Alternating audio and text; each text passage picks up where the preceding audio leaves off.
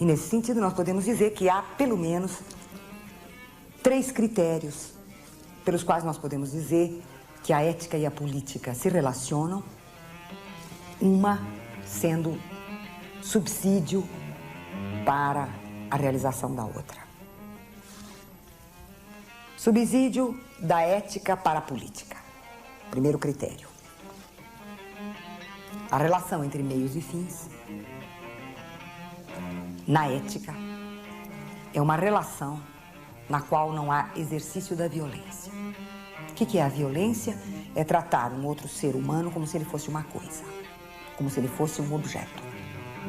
Tratar um ser humano como um sujeito e não como um objeto é tratá-lo eticamente.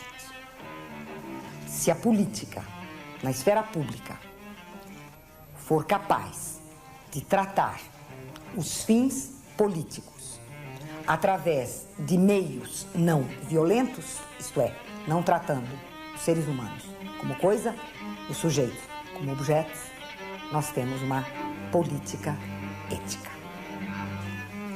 Segundo critério. Embora a ética se realize no campo da vida privada, o que a ética busca nessa esfera que lhe é própria é a ideia de que nenhuma autoridade é legítima se ela for despótica, se ela for arbitrária, se ela se realizar como expressão da vontade individual e injustificada de alguém.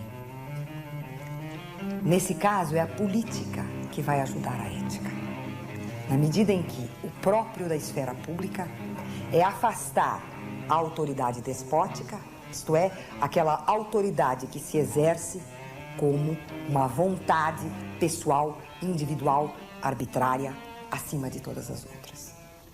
Assim, agora a relação vem da política para a ética, em que a política auxilia a ética na luta contra as formas arbitrárias de autoridade no interior da vida privada. Isso significa, por exemplo, que a posição do pai, da mãe, do avô, da avó, do patrão, do chefe, não é tão simples e não basta a vontade deles para que a autoridade deles seja eticamente legítima. A política, portanto, nos ajuda a melhorar a própria ética.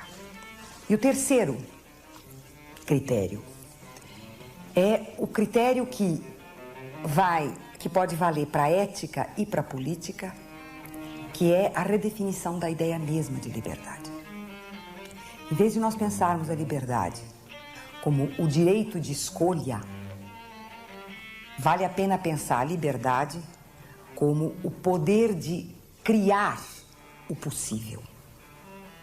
Ou seja, a liberdade é essa capacidade dos seres humanos de fazer existir o que não existia, de inventar o possível, de inventar o novo. E se a liberdade for pensada dessa maneira, a relação entre a ética e a política pode se dar como criação histórica, na esfera privada e na esfera pública.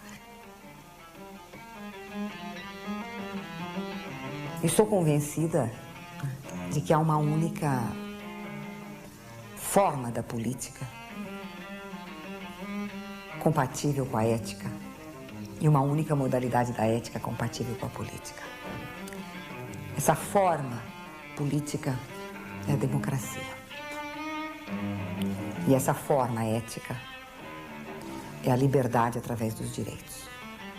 Então, como a democracia é o campo da criação dos direitos e como a ética é a afirmação de direitos através do direito fundamental, que é o direito à vida e à liberdade, a compatibilidade entre a ética e a política só pode ocorrer quando o campo da política permite o tratamento dos conflitos. E quando o campo da ética permite a divulgação dos seus princípios.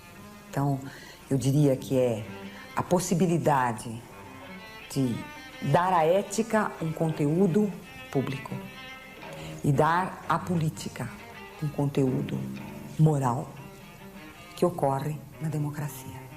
Eu acho que não foi por acaso, para ir lá no meu ponto de partida, não foi por acaso que os inventores da política, os gregos, considerassem que era só na política que a ética se realizava.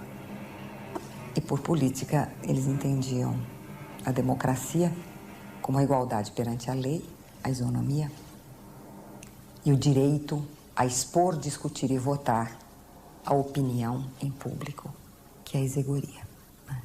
Então, se nós considerarmos que o campo da ética é o campo da liberdade e o campo da política é também o campo da liberdade, só uma forma política na qual esse princípio possa se realizar é que torna viável uma relação entre a ética e a política.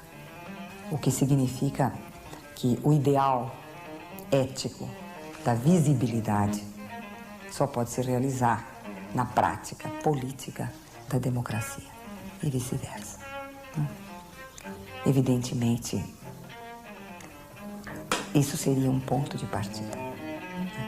Isso não é uma conclusão, pelo contrário, se assim for, nós temos que começar tudo de novo. Porque nós temos que recomeçar a discutir a desigualdade, a violência, a mentira, a corrupção, a privatização e a oficialização estatal das nossas vidas.